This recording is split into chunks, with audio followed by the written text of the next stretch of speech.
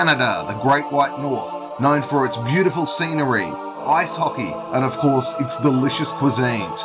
It's also home to Canuck Belts' Colin Cook. Colin, are you ready to take on the Groovy G Replica Belts Big Gold Leather Challenge? Yes, sir, I am. Let's do this. Believe the challenge is on. How can you did that? Now, Colin, how did you get into leather work for belts? How did I get into leather work? That's an interesting question. When I was a little kid, my dad always did, he had a workshop and he did like home renovations and woodworking and stuff. And he made me my own little workbench in the corner of his workshop. And I would spend all my time making wrestling belts out of various materials. I made one out of the trophy metal that he went and bought for me from a trophy store.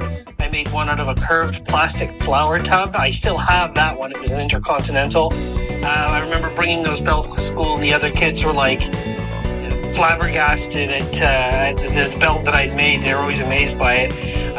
The re-leather stuff started when I bought the replica straps. The first one was back in 2004 from WWE Niagara Falls. And the strap was just garbage. I just couldn't. It always drove me nuts that it didn't act or behave like the one on TV.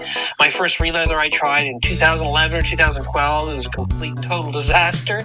But I worked at it over the years. I had a friend who was into leather work. He helped me along with that significantly. And then I just started doing it professionally. I reached out to a number of other leather guys, none of the ones on here. But a number of other leather guys, big names at the time, who had YouTube channels, and it was a very hush-hush hobby at that time. I didn't get any help, so I spent a small fortune in trial and error way back in like 2014-ish, just a fortune on leather and tools and stuff like that, getting it right. And that's more or less why I've tried my best to help out guys who have questions about this stuff, because there's no need, there's no point in somebody else spending thousands of dollars on mistakes, really. If I can help, I will. But I know it's a passion since I was a very, very little kid. And a wrestling fan. I was WWF all the way when I was a little kid. Hulkamaniac when I was younger, for sure. And that's sort of a theme that I've discovered during chatting with you leather guys, that they're all pretty tight-knit now, and it's more of an open case.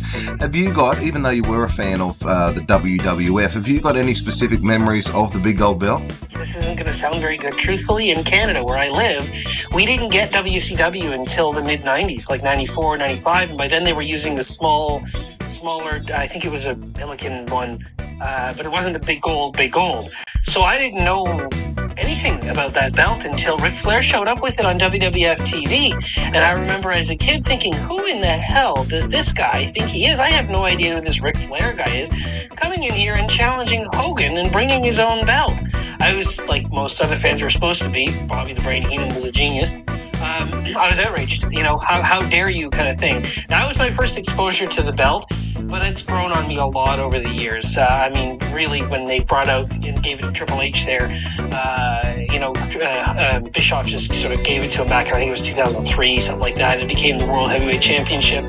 And then the original Big Gold belt, I read the Big Gold book a few years back, and that's what prompted me to start these crumb rind straps. I really wanted to recreate that strap as closely as I possibly could to the original, based on the really detailed images that are in the book.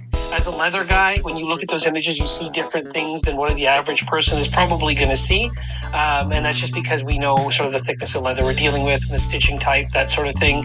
So I got enough detail from that I was able to, do my best to try and recreate it, and I've gotten a little better at it over time. I still have the first one I ever did, but it's not as nice as the ones I'm making now, that's for sure. But the Big Gold, not until Ric Flair brought it to the WWF. And you've probably re-leathered a whole heap of replicas. What are your thoughts on the Groovy G Big Gold replica?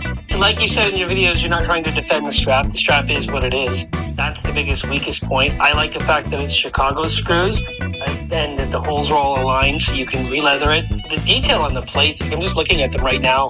I have one in my possession that I'm re-leathering. It is phenomenal. Now, I'd love to see this I'm just looking at it as I speak. Sorry, it's probably ruining the quality of this. But the detail on the plates is outstanding. I really like them. I would love to see a dual-plated version of this down the road. I like the jewel holders. I think that the small jewels are more accurate than some of the other replicas I've seen for the price point. It's really nice. It's thinner than some of the other ones I've done, but I recently read that the actual original OG crumb rind was 3 mil, so it was thinner than like the Fendu Lux. I probably can't even mention that here, so you can edit that out. Sorry. go for it. Some of the other replicas that I've worked with are thicker, but I'm not sure how accurate that is because I've never actually held the original one in my hand, obviously. So yeah, no, I like the texturing in the background on this one.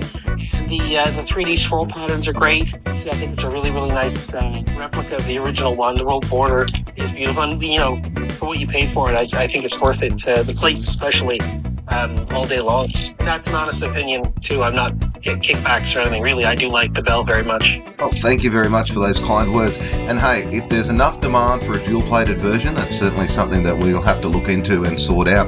For this particular replica that you've got in your hands, what sort of style strap are you going for? The style I'm going for, because this is what I'm doing for a customer, I do get a lot of requests for that original Harris leather style, like the first strap that was ever on, and that's what I try and reproduce. So that's what the customers asked for. That's my preferred one as well. Just based on the pictures that I've seen, it's really the hardest one to do. It does take the longest, and it's the most challenging. And I've gotten a lot of really good feedback on the ones that I've done. So I do, despite the fact that my hands are killing me when I'm done doing them, I enjoy doing them. That's the one that the customer requested. So it's the original brown, as close as I can get it to match the pictures in the book. And the edges are all saddle stitched. I do it by hand. It was originally done with a machine. I don't have that same machine. I do it all by hand.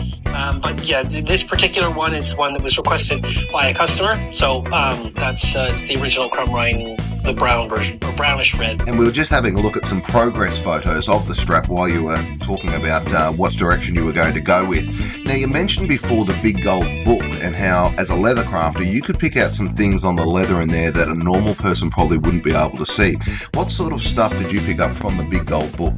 The Big Gold book was really helpful for the Harris strap for a couple different reasons. When they show pictures of it being refinished or redone, there's one where they show how the leather, the front and the back have come apart. Now, on a normal, ordinary replica belt, the front leather is much thicker. It's usually 8 to 10 ounce cowhide veg tan, and the back is usually a pre-done, like a garment leather, much thinner, that is then slapped on after the fact. This one was totally different. It was made very much like an actual leather person would make a real belt, like to hold your pants up, which makes sense because it was made by actually a belt buckle maker. So, on a real good quality leather belt, you have 2 thinner layers of leather that collectively make up about 8 to 10 ounces. So they're thinner. It's 3 to 4 ounces, something like that, and they're sandwiched together. One of the pictures in the crumb rind book actually shows where the stitching has come apart, and you can see the 2 layers of leather, and that tells you the thickness that they used. And the method that the strap was constructed in. Another really interesting one, for years I thought the strap was black because of all the crap that got spilled on it. It just looked black. Well, when they removed the plates, again, to refinish it, to restore the belt, you can see the original color underneath the side plates in one of the shots very clearly. This was tremendously helpful in finding the actual color, original, or as close as I could anyway, color of the belt, because it wasn't all sun stained and it wasn't all damaged by oil and alcohol and whatever else they're doing to it. So that was what allowed me to, I played around with this bunch of different dyes and was able to match that as closely as I could. Now, as I've said, no 2 ones I do are identical. They're all done by hand, but I try to get as close as I can to that color and to that weight and thickness of leather. And of course, for those people watching this program, if you haven't got the Big Gold book already, make sure you do yourself a favour and get your hands on a copy of that. Absolutely essential reading for any belt collector. And Colin, you mentioned as well too that when you get a re-leather from a re-leather person such as yourself, it's really a handmade thing, so that it's got that real unique one-off appearance to it. What sort of price range are we looking at for people if they want to send a belt to you to get re-leathered? In terms of price range, for the currently, prices can change because leather's always usually going up, but currently, and has been for quite some time, my price is $320 US plus shipping. All my prices are plus shipping, and that's only because I'm in Canada. I have customers all over the world, and so shipping can really add a chunk. And so I always say plus shipping. Half of my business is in America, and their shipping generally tends to be more. And so I always say plus shipping is $320 US plus shipping, or 400 Canadian plus shipping for local guys. And it costs more than my average re-leather. I'm not going to lie, and it's because it just takes a lot longer, and the actual leather itself it costs more money to acquire, and the stitching takes a long time. But yeah, $320 US or 400 Canadian. And that's the beauty of this leather challenge as well too. We're hopefully bringing together some of the best leather crafters from around the world so people can use their local guy, and that'll cut down a little bit on shipping as well too. Now the Groovy G Big Gold replica, it is a replica, so all of the bolts on the back are all in the same spot. And it was deliberately designed like that, so people didn't have to send their plates out to get re-leathered. Rather, re-leather crafters could offer send-out straps. Will you be offering a send-out strap for this particular belt? Yeah, I'm actually working on a plan to do a send-out template right now. Some belts aren't great for template send-outs.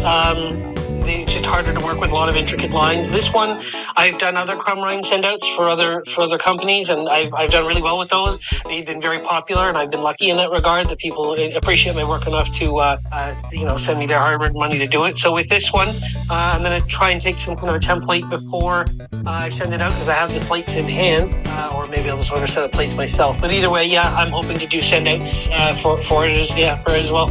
Now, we've seen your work. How do people get in contact with Colin Cook if they want to get their belt re-leathered? Yeah, best way to get a hold of me is on Facebook. Canuck Belts is my Facebook page. I'm a bit of a caveman. I only got my Facebook page about a year ago. Previous to that, it was just email.